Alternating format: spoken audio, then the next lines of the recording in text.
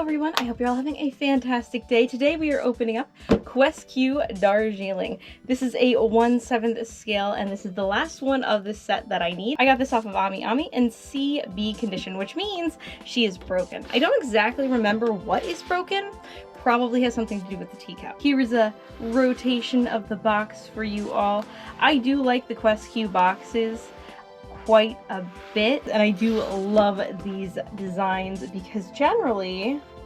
Uh-oh, does Darjeeling not have it? Interesting. So the camo design on Darjeeling does not have little tanks. I am fairly certain that the other ones have tanks. I will double check, but I have all the inserts. I saved them because I really like this this printout, this design. I wanted to use it for other things. I've already unboxed the Maho and Erica as well as the Clara figure. So if you're interested in them, please go ahead and check them out. Let's see what the damage is here on Darjeeling, if I can get her out of here. Here she is in her blister. Her teacup is taped over here. Not sure if it's meant to actually come out of her hands. That might be why she's in C-rated condition. Oh, we will find out. Stop it, cat. Honestly, the teacup looks really cute on its own. It does have this little kind of nudge in it, and I'm wondering if that is because maybe it's not supposed to come off. I do like how the tea is a transparent sort of plastic, so it does look like tea, not just like a solid color as if they were gonna make coffee or something like that. Oh my, she is very perky. Here she is on her base. The teacup is definitely broken. You can see that it wasn't supposed to come out of her hand. I'm not too worried about it though, not only because it's an easy fix to glue, but also because you actually can just kind of mush it in there and it stays. Just another example here of how you can save a lot of money figure collecting. If you go for broken figures and you can fix them, a lot of times I find that the damage, specifically if you're buying from Japan, is nowhere near as bad as if you were buying like a used, damaged whatever from the US or another country. Within Japan, they have very strict grading systems, and that's what you see here. I mean, this saved me probably at least 30 bucks. If you're willing to forego it being in pristine condition just so that you are able to own it yourself, I would say definitely look for damaged and used figures. Anyways, if you've seen my other reviews, you know one of the big things with these figures is that you can take them apart and you can remove their skirts. I didn't know that was a thing when I had unboxed Maho and Erica, but I am very curious to see what Darjeeling is hiding underneath her skirt. Just because of the Saga of Pravda, because she's supposed to have very fancy panties. So we're gonna go ahead and see what she's got. Oh! There goes that teacup. Oh my gosh, they're so boring. I mean, okay, they have like little ruffles on the side, but gosh, they're boring. I was hoping for something more like Erica's, because Erica's are pretty and shiny and pink. This is a little disappointing. That's okay though. I won't display them like that. I just have a curiosity. I had to look. Out of all of the Girls in Panzer Q line, I do feel like Darjeeling's skirt is the least to give you any transfer issues when it comes to paint. A lot of times you can get paint transfer. I already could see that on my Maho figure. She was starting to get some paint transfer from the skirt coming off. So that is something that, you know, you gotta be wary of. And it seems like with Darjeeling's, her skirt makes very little actual contact with her thighs, so I don't think it would be as big a problem for her. As for the figure itself, I do really like it. I feel like her face is actually probably my favorite of the Q lines. For whatever reason, they've really captured some adorableness in the eyes. I don't know, maybe it's just the way her little mouth is.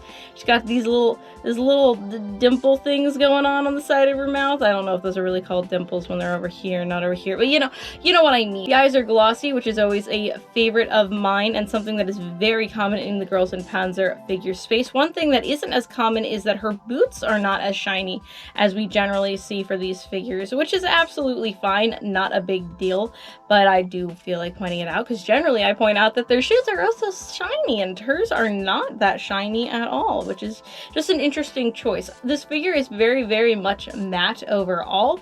There's not much shading going on, but I also feel like there's just enough that you don't need much more shading going on. The buttons, as well as the little pin in on her collar are very nice. They are done with a metallic-y gold, and they really stand out. One thing I will say about her design, and this is going to be something that people aren't going to have an issue with, but I just feel like I have to say because it is something I've noticed. She seems to be very thick thigh-wise. I say that because even though she is one of the only Darjeelings I own, she is not the only Darjeeling I own. And the Cocoa version definitely has not as thick thighs. Also, her boobs look kind of uncomfortable. If you look at it from the side, it looks like they're shelves. It just looks very much like she has the world's strongest push-up bra on, and it looks very unnatural. The teacup and saucer look very nice. I like the little design on them. Nothing too crazy, nothing to write home about, but they look good.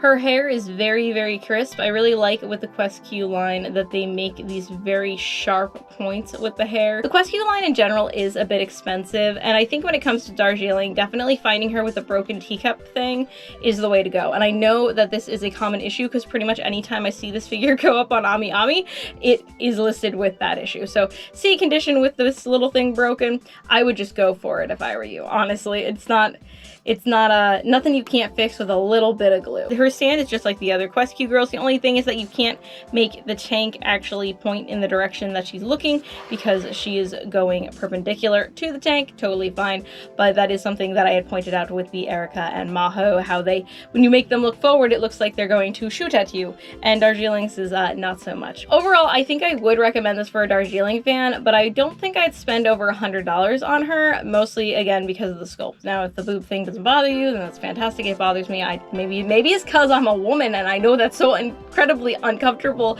at least, and unrealistic at best. Take what I'm saying with a grain of salt. She's an anime character, so whatever. I do think that the Erica and the Maho are still better than the Darjeeling and the Clara, as much as I personally love the Clara one. This is of course a line where you don't have to complete it because they only have those 4 girls out there, and I don't know why they didn't do any others, but that's all we got. I don't expect any more to come out for the Quest Q line, sadly. That is all I have for you for today. I hope you enjoyed. I am a figure collector who collects whatever she wants. I generally collect and make videos surrounding Girls and Panzer, but I also just do whatever I feel like, whatever I want, because that's just kind of how I roll. If you like this video or you happen to like me, please go ahead, like and subscribe. It really helps me out in the algorithm and such. Leave a comment if you could. Thank you very much. I appreciate it. I hope you all have a fantastic day, and I will see you all next time.